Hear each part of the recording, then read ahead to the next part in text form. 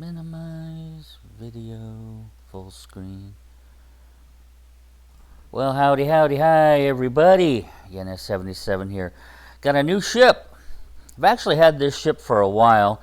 This is the Tier 8 destroyer, the Orkan. And I figured I might as well put together a how-to on this ship. Now, take it with a grain of salt. Remember, I'm in this for fun, and I'm not so good with destroyers anyway, but I can definitely tell you a few things about this ship. It does play differently than a lot of other destroyers. Let's take a look at her armor layout. 16 to 20 or 19 millimeter, which pretty common for a destroyer. Not much armor. 15,700 hit points, which places her a little bit better than the average bear there. A lot of the other ships have got a lot less, and some of them have got more. The Z-23 is got the highest pool, and the Benson the lowest. So at 15.7, this ship's actually got pretty decent hit points, and you're gonna want them. You're gonna want them.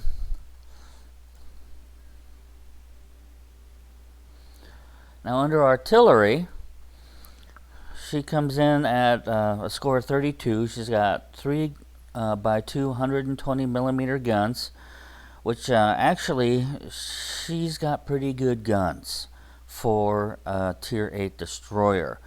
The French destroyer, the La Fantastique, comes in at better, the highest actually, but only scoring a 37. And the lowest, of course, is the Akazuki, which is just a dismal 19, 4 by 200 millimeters. So 3 by 2 120s is actually pretty respectable in the World of Warships book community there. But remember, this is a destroyer, and 120 millimeter guns, you're not really going to do much damage with those guns. She also has 1 by 1 secondary gun, 102 millimeter. Why they bothered putting that on board this ship, I don't know. Waste of space. They should have given it more torpedoes.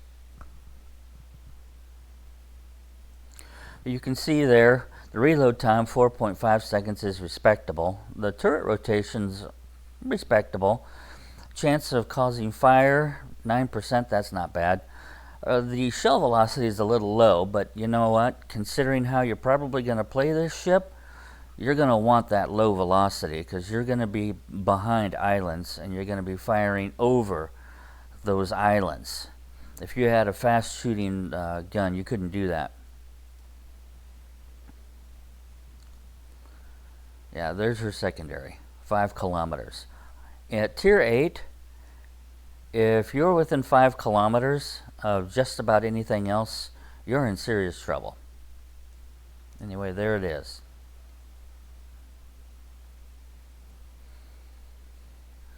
There's one of her main guns. Now torpedoes, she scores an 11, which is just 1 above the worst, which is a score of 10 on the Kiev. And the highest score is the French La Fantastique.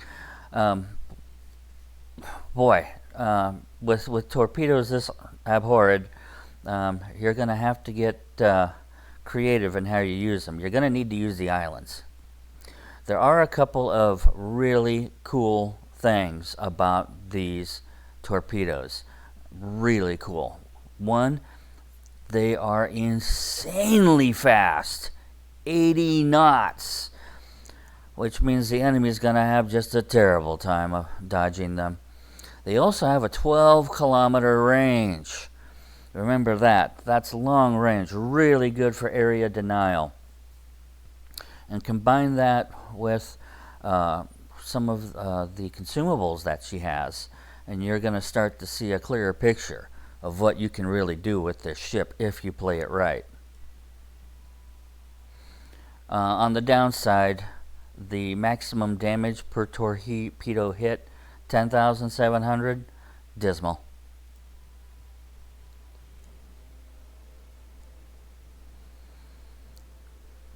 All right, her AA is actually pretty darn good. There's one other ship that beats her, actually two, the Akazuki and the Benson, but those things are just basically floating AA platforms. If you throw out the strange nuts, she actually scores quite well with AA, and you're going to want that. You probably want to throw an AA build on this ship if your play style means that you're going to get spotted a lot.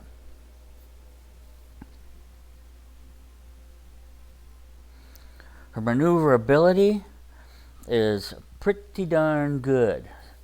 I mean, pretty darn good.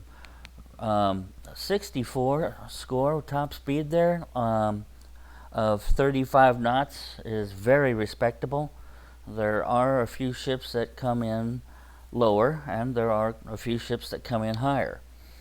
But you can work with that speed and throw on a speed flag, and you're going to be a lot happier. Plus, this ship has a consumable that will help you as well, a speed boost.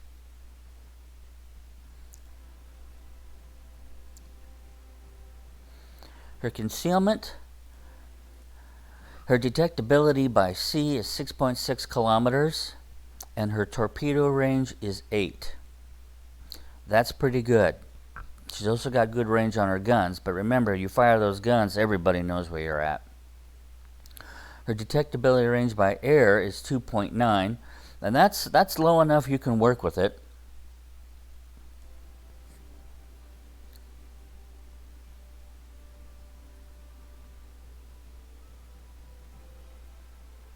So let's get into our modules.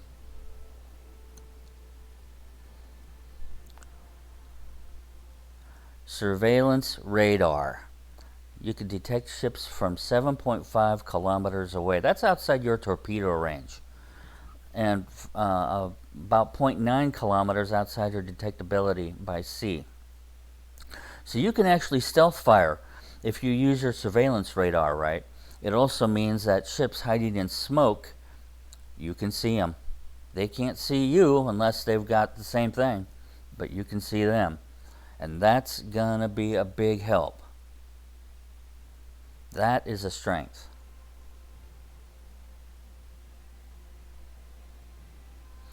There's something that you don't usually see on destroyers. I think only the Brits have got them.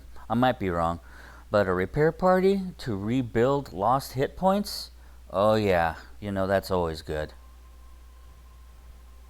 Right there, engine boost consumable. No, it's definitely not the best in the game, but it is workable. You can do stuff with that. You combine that with the Sierra Mike speed flag, and you're probably going to get some really darn good speed out of this thing. That's always a plus. And then, of course, you have your repair party. Now, for upgrades, now before I get into this, just a reminder, build the ship the way you play it. I'm just going to tell you how I play it. Now, I went with Main Armaments Mod 1 in the first slot because Magazine Mod 1 isn't really going to do enough for you. It's going to reduce the likelihood of your magazines getting detonated. But really, I don't see that as much of a benefit as Main Armaments Mod 1. And Auxiliary Armaments Mod 1, don't waste your money.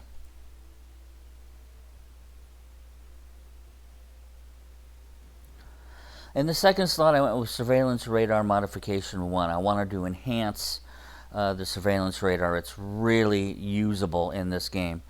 Engine room protection, because of the captain's skill that I gave this captain, you do not need engine room protection. Damage control system I considered, but surveillance radar to me seemed more valuable.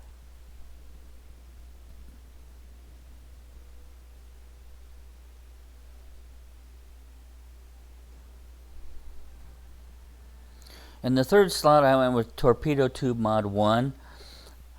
This helps with your torpedoes, and any help with torpedoes is really good because you're definitely going to be using them with an 80 knot speed and a 12 kilometer range. Yeah, that's going to come in handy. The reload time is only 60 seconds, and for Tier 8, that's really good. The reason why the torpedoes have such a low overall score is that when they do hit, they just don't do much damage. I went with that over main battery mod 2 because the turret rotation is something I can work with. The AA guns are fine, and really I'm only going to use aiming systems mod 1 if I wanted to build this as a gunboat, and with 120 millimeter guns, forget it. It's not a gunboat. You can use them, probably to set fires.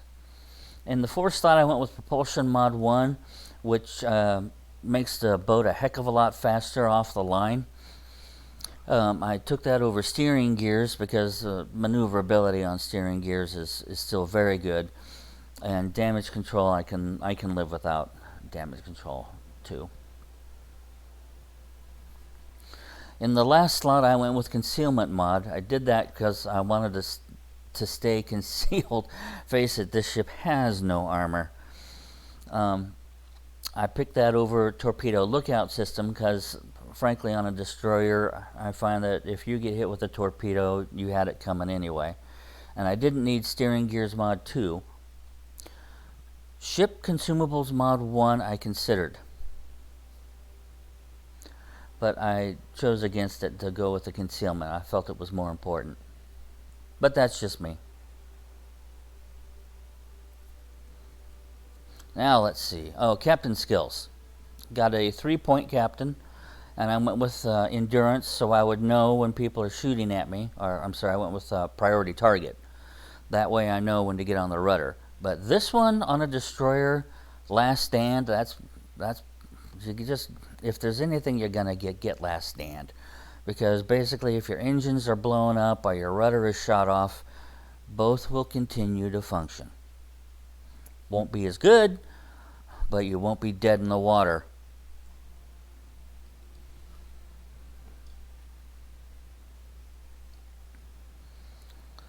So looking at her exterior, I decided to go ahead and get her outfitted for battle. I gave her a speed flag. Juliet, Charlie, and the other flags there are really meant for destroyers. Give her a little extra help here, a little extra help there. And if I do get put on fire, that'll reduce the time. Alright, let's go into battle.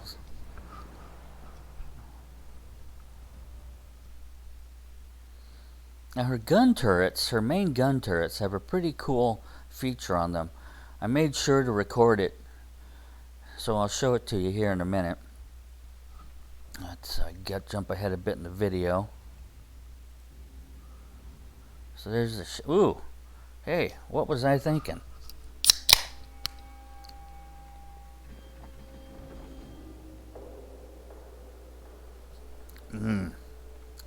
Much better.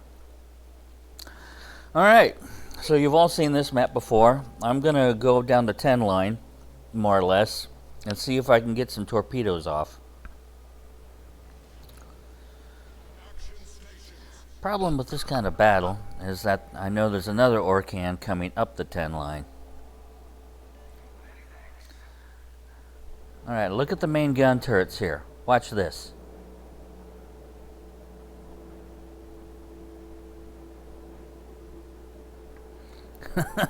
They automatically go up over the bridge.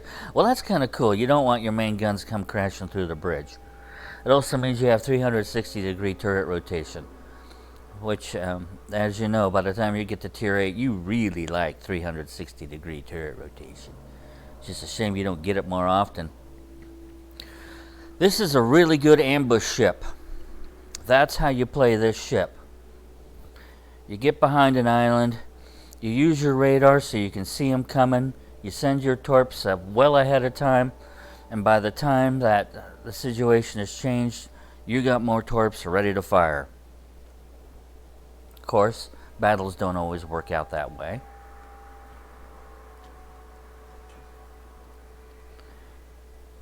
You can see why I didn't bother with the rudder shift. She's got good turning.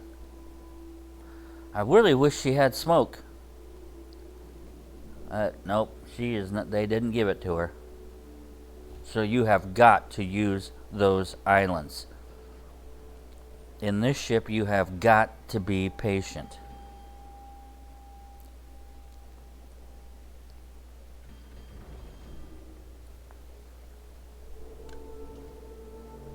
I considered sending some shots here, but I knew that would give away my position.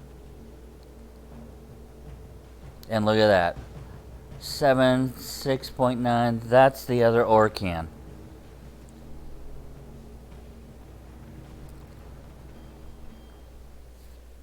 Now I've lost him. So I hit the radar, picked him up again, and I thought he was going to make a turn to his left, but he didn't. So I'll go ahead and send some torpedoes down at that cruiser. I'm still outside of detection range, but not for long.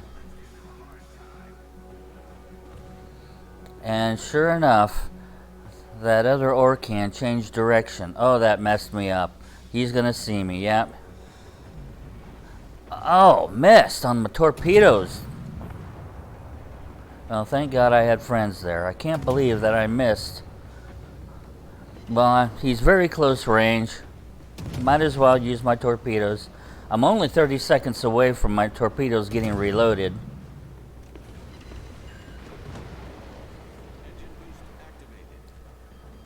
I pressed the wrong button. Oh well. Oh well, so I got my engine boost going. I'm going to charge that battleship.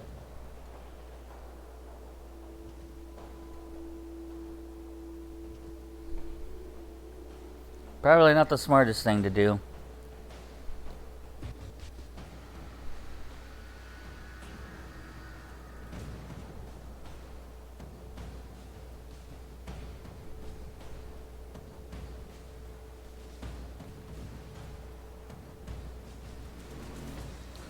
Now when you use those torpedoes, remember, they're 12 kilometer. It's real easy to hit a friend. Okay, here we go. I didn't notice I was on widespread. I should be on narrow at this range.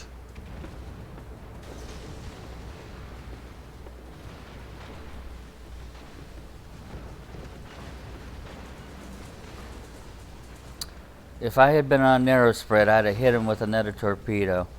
But you can see the torpedoes, they really don't do as much damage as other tier 8 torpedoes. I'm within his secondary range. I need to open up this range a bit.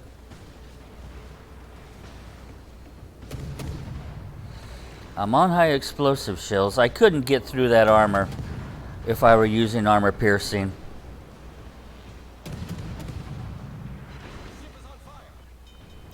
I'm 20 seconds away from my torpedoes getting reloaded. Started a couple fires. Now, if this were a cruiser, I'd be in trouble.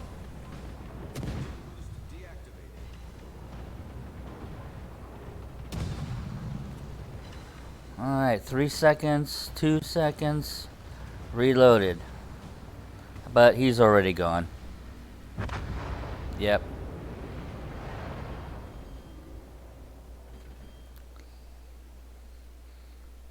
So you can see the importance of using these islands. Picking your enemy carefully and knowing when to use your consumables. It really does matter in this ship. Because if you blow it with your armor, it's all over. You'll have to get out of there fast. Anyway, the rest of the battle, I'm chasing down the aircraft carrier. I think I get a couple of shots off, then somebody else kills him. And then there's one other battleship that's way over by A1.